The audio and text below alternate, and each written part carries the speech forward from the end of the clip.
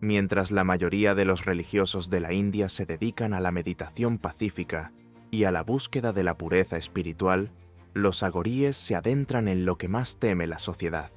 Viven en crematorios, entre cadáveres y cenizas humanas, y desafían los límites de cualquier tabú.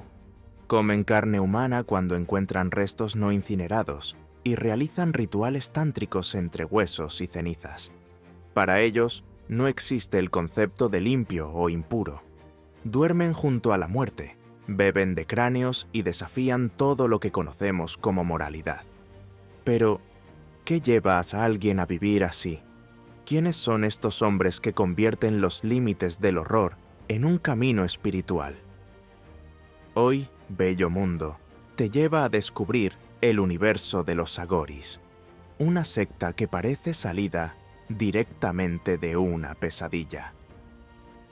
Quédate con nosotros para descubrir cómo lo espiritual puede ser mucho más oscuro de lo que imaginamos.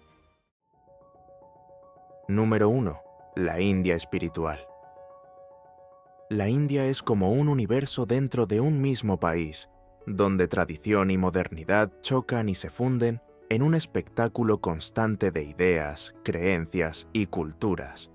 Aunque el hinduismo es la religión predominante, la India va mucho más allá.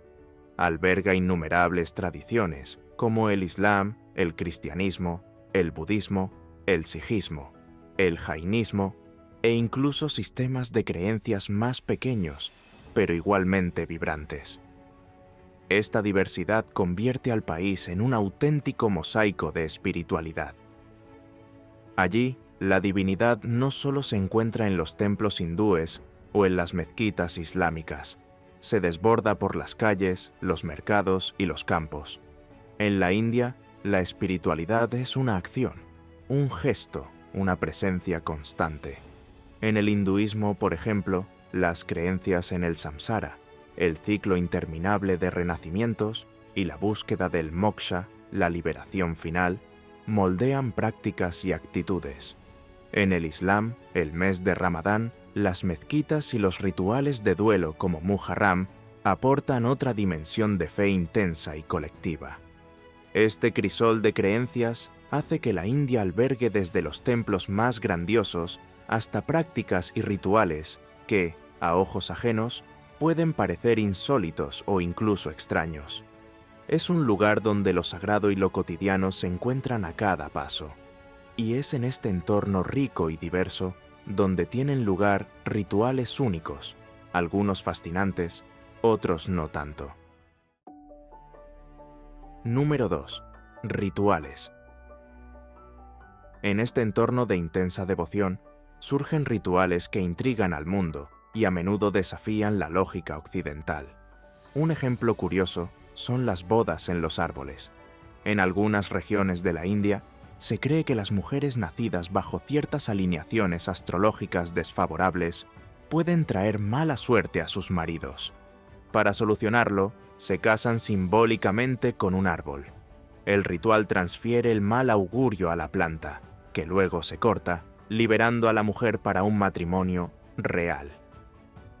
Si cree que casarse con un árbol es el colmo de las tradiciones extremas de la India, está muy equivocado.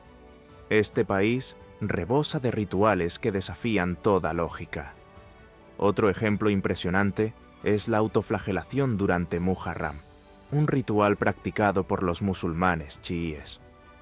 Para expresar su duelo por el martirio de Hussein ibn Ali, los devotos utilizan cadenas con cuchillas para azotarse el cuerpo. ¿El resultado? Quedan cubiertos de sangre, en un acto que mezcla dolor, fe y devoción. ¿Intenso? ¿Qué le parece el festival Thaipusam, celebrado por los hindúes de la comunidad tamil? En este evento, la devoción se lleva al límite. Las lanzas atraviesan la piel, los garfios atan el cuerpo, y todo ello representa la victoria del bien sobre el mal. La India es así, un lugar donde la espiritualidad no conoce límites, y cada ritual cuenta una profunda historia de fe y trascendencia. Número 3. Grupos de fe. En la India, la espiritualidad está en todas partes. No se trata solo de rituales en grandes templos o de oraciones susurradas. Está en toda la vida, en las calles, en los mercados, en las orillas de los ríos. Y, por supuesto, en los caminos únicos de quienes lo dedican todo a la búsqueda de lo divino. Los sadhus son un ejemplo fascinante de ello. Estos hombres santos abandonan sus familias, posesiones, carreras e incluso sus nombres para dedicarse a la meditación, el estudio espiritual y prácticas extremas que para muchos parecen casi una locura. ¿Se imagina vivir desnudo en cuevas heladas del Himalaya o mantener el brazo en alto durante décadas hasta que se atrofie? Para los sadhus, esto es más que resistencia física, es trascendencia. Pero la India también es tierra de maestros espirituales, los gurús. Desde Satya Sai Baba, conocido por sus supuestos milagros, hasta Osho, que encandiló al mundo con sus ideas sobre la libertad, estos líderes atraen a millones de devotos con sus enseñanzas que mezclan tradición e innovación. Y luego están figuras como los nagas, guerreros espirituales que aparecen cubiertos de ceniza y sosteniendo tridentes, que representan la fuerza y la disciplina, especialmente durante el grandioso festival Kumbh Mela. Pero ningún grupo causa tanto impacto como los agoris. Mientras los sadhus y los gurús buscan lo divino de formas más reconocibles, los agoris van más allá. Desafían todo lo que conocemos como tabú. Para comprender este universo, hay que abandonar las ideas preconcebidas y adentrarse en prácticas que van de lo sagrado a lo chocante. Si cree que ya lo ha visto todo, espere. Los agoríes están aquí para sorprenderle. Número 4. Agori. Primero tenemos que hablar de quiénes son. Los agoris son una secta que desafía todas las convenciones. Devotos de Shiva, no en su forma pacífica, sino como destructor y renovador, y de la diosa Kali, venerada como la madre que transforma la destrucción en creación, llevan un estilo de vida que desconcierta incluso a otros hindúes. En primer lugar, ¿qué significa ser un asceta?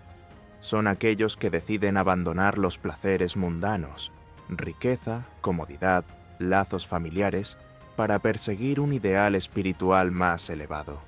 Pero los agoríes van más allá.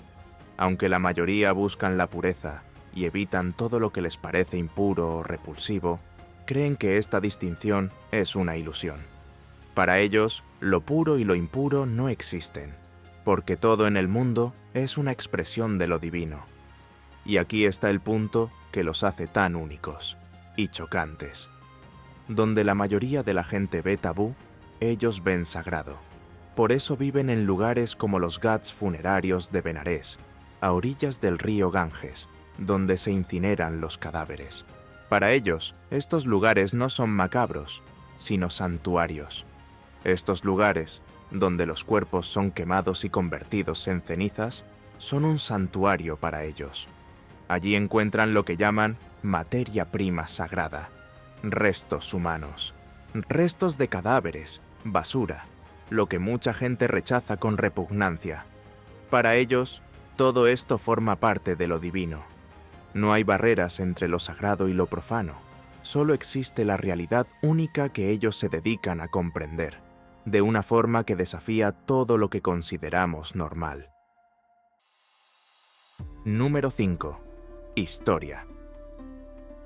Para entender a los agoríes hay que remontarse a la India medieval, entre los siglos VIII y XIII. Fue durante este periodo cuando aparecieron los primeros registros de grupos que desafiaban todo lo que la sociedad consideraba puro y aceptable. Entre ellos estaban los Kapalikas, los portadores de calaveras, y los Kalamukas, devotos extremos de Shiva, pero no del Shiva sereno que muchos conocen, sino de su cara más feroz y destructiva. Los Kapalikas llevaban cráneos humanos como cuencos rituales y vivían en lugares que nadie se atrevía a pisar, cementerios y crematorios. Estos lugares, evitados por todos, eran sagrados para ellos. La idea era clara: alcanzar lo divino, no solo adorando, sino desafiando lo que la sociedad consideraba prohibido. Comer, vivir y meditar donde otros solo veían la muerte era, para ellos, una forma de trascender las ataduras del mundo. Aunque estos grupos desaparecieron, su filosofía y sus prácticas radicales resonaron a lo largo de los siglos, inspirando a movimientos posteriores. Y de este legado de transgresión y devoción nacieron los agoríes. Para ellos, romper con todo, miedos, nociones de pureza y tabúes, es el camino para alcanzar la verdad más profunda del universo. Número 6. Tradición. Las primeras huellas de lo que se convertiría en esta práctica comenzaron a surgir entre los siglos XV y XVIII, con un hombre que se convirtió en el centro de esta historia, Baba Kinaram. Considerado el padre espiritual de esta línea, Kinaram vivió en el siglo XVII y es recordado como el principal pilar de la tradición conocida como Agor Panth, el camino para superar los miedos y las divisiones entre puros e impuros. Viajó por toda la India, conectando ideas espirituales y dando forma a una filosofía que desafiaba los tabúes sociales y religiosos. Cuando se estableció en Benarés, una de las ciudades más sagradas del hinduismo, creó un centro de aprendizaje que aún hoy lleva su legado, Krim Kund. Fue allí donde sus ideas ganaron adeptos, sembrando las semillas de un movimiento que rechazaba la categorización y creía en la trascendencia a través de la aceptación plena de la realidad, ya fuera bella o repulsiva. Con el tiempo, la filosofía iniciada por Kinaram dio lugar a prácticas cada vez más atrevidas y radicales. Algunos seguidores decidieron llevar estas ideas al extremo, viviendo en el límite entre lo sagrado y lo profano. Estas prácticas, que incluyen rituales chocantes, son las que está a punto de conocer. Número 7. La vida en el crematorio. Mientras que la mayoría de los ascetas buscan la paz en bosques, cuevas o templos, los que eligen el smashan, el crematorio, siguen un camino muy diferente. Para ellos, no hay lugar más sagrado que aquel en el que la muerte está siempre presente. Los crematorios a orillas del río Ganges, sobre todo en Benarés, son el escenario perfecto. Allí, con el calor de las llamas de las piras funerarias y el humo que lleva las plegarias al cielo, encuentran el recordatorio más crudo e ineludible de la vida, el final. Para muchos, esto sería aterrador, pero para estos practicantes es liberador. Creen que solo aceptando la muerte como parte natural de la existencia es posible alcanzar una verdadera conexión con lo divino. Las prácticas son estremecedoras. Caminan entre piras funerarias, recogen cenizas para cubrir el cuerpo y utilizan cráneos como cuencos para comer o beber. No es locura ni provocación gratuita. Cada gesto encierra un significado. Recordar que todos somos iguales en la muerte, que lo puro y lo impuro, lo sagrado y lo mundano, son solo ilusiones.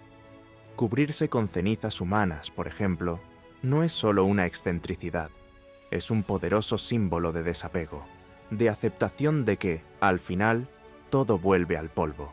Ricos, pobres, reyes o mendigos. Las calaveras transformadas en cuencos, las kapalas, tienen otro propósito: servir de herramientas para enfrentarse a los propios miedos. Comer o beber de algo que simboliza la mortalidad es como mirar a la muerte a los ojos y decirle: no te temo. La vida en los crematorios no es fácil de entender, pero para ellos es un acto de devoción. Número 8. Canibalismo ritual, raro y simbólico. Pocos aspectos de esta secta despiertan tanto asombro como el supuesto canibalismo ritual. Pero antes de nada, es necesario disipar las imágenes de película de terror que vienen a la mente. Los agoríes no son asesinos ni cazadores de carne humana. Si esta práctica tiene lugar, se limita a un contexto muy específico. Consiste en consumir trozos de carne humana extraídos de cadáveres que no han sido totalmente incinerados, restos abandonados a orillas del Ganges. Para ellos, no hay diferencia entre la carne humana y la de cualquier otro animal. Al fin y al cabo, todo es materia, y toda materia forma parte de lo divino. Esta práctica, rara y llena de simbolismo, es una forma extrema de desafiar los tabúes más profundos de la humanidad. Al consumir algo que la sociedad considera la mayor abominación, los agoríes pretenden trascender por completo las nociones de puro e impuro, sagrado y profano. Para ellos, incluso un trozo de carne putrefacta es Shiva, es sagrado. Es importante subrayar que el objetivo no es escandalizar o llamar la atención, sino desafiar sus propios miedos y repulsiones. Al hacerlo, creen que están anulando el ego y conectando con el ciclo universal de creación y destrucción. Y he aquí una curiosidad que puede sorprenderle. Cuando los propios agoríes mueren, sus cuerpos no son consumidos por sus compañeros. Siguen los rituales funerarios habituales, siendo incinerados o enterrados como cualquier otra persona. Número 9. Rituales tántricos y sexuales. Otra práctica que no podía pasar desapercibida son los rituales tántricos y sexuales, que son de los más controvertidos de esta secta. Y sí, al igual que el canibalismo, esto también genera una mezcla de curiosidad y conmoción para quienes oyen hablar de ello por primera vez. Pero antes de sacar conclusiones, es importante entender el contexto. En el tantrismo, que es la base de muchas prácticas agori, el sexo no tiene que ver con el deseo o el placer tal y como lo conocemos. Ahora imagina que esto ocurre en un crematorio. Entre cenizas, huesos y la sombra constante de la muerte, estos rituales se realizan para demostrar que nada es impuro, ni siquiera lo que a la mayoría de nosotros nos da miedo o repulsión. Y sí, hay informes de que algunos agoríes han participado en rituales con cadáveres. Y para ayudar en este proceso, también entran en juego sustancias como el cannabis, utilizadas para expandir la mente y romper aún más las barreras de lo que consideramos real. ¿Polémico? Sin duda. ¿Impresionante? Sin duda. Pero para los agoríes, estos rituales son una herramienta más para demostrar que, al final, todo forma parte del ciclo divino. Al fin y al cabo, para ellos lo sagrado y lo profano son dos caras de la misma moneda.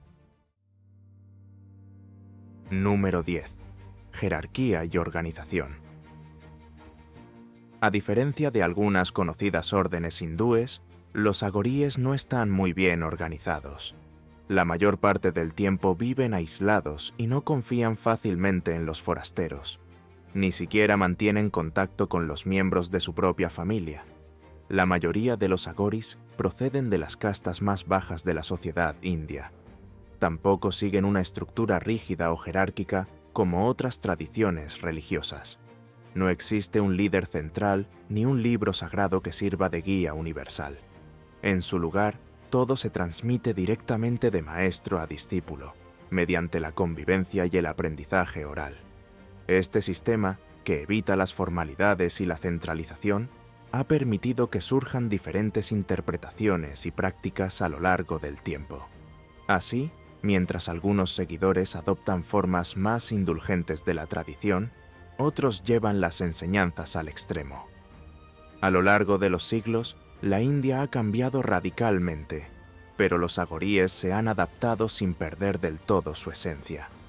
Sin embargo, la modernidad ha traído consigo una faceta curiosa. Algunos practicantes han empezado a actuar para el público, posando para fotos o mostrando sus insólitas prácticas a cambio de dinero. A pesar de ello, hay quienes siguen dedicados a ideales más profundos y altruistas. Un ejemplo de ello es el trabajo de los agoríes con los enfermos de lepra, sobre todo en Benarés. Muchos pacientes, abandonados por sus familias debido al estigma, encuentran apoyo en hospitales dirigidos por miembros de la secta. Estos centros ofrecen terapias que combinan métodos alternativos, como la medicina ayurvédica, con modernos tratamientos occidentales. Es una forma de enfrentarse a otro tabú, el miedo y los prejuicios contra las enfermedades consideradas intratables. Ahora dígame, ¿cuál de estas prácticas Agori le ha llamado más la atención? ¿Había oído hablar alguna vez de esta peculiar y desafiante tradición? ¿O le ha sorprendido lo que ha descubierto hoy? Si te ha gustado explorar este lado misterioso e intenso de la espiritualidad india, no olvides darle a me gusta, seguir el canal y activar las notificaciones. Así tendrás un pasaporte para las próximas historias que estamos preparando, que te llevarán a lugares y culturas aún más intrigantes. Gracias por acompañarnos en este viaje lleno de descubrimientos. Nos vemos en nuestra próxima aventura de Bello Mundo.